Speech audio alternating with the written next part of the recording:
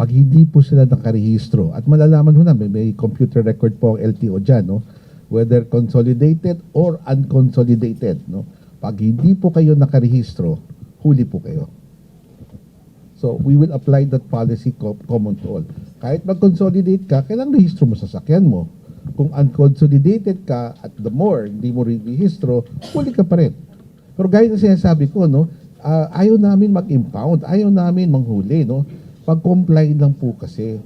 Kasi this is, batas ho yan eh, on the ground of unregistered motor vehicle. Sir, anong penalty nag-aabang for unregistered or colorum vehicle? Kay consolidated man yan or Impound po yan, no? Impound po yan.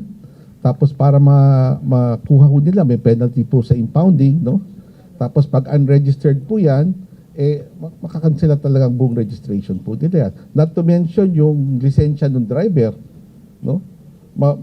Mape-penalize rin ho yung driver na nagpapaandar ng isang unregistered motor vehicle. And again, ulitin ko lang, this holds true not only for the consolidated, unconsolidated, pati private motor vehicle, kasama po dyan.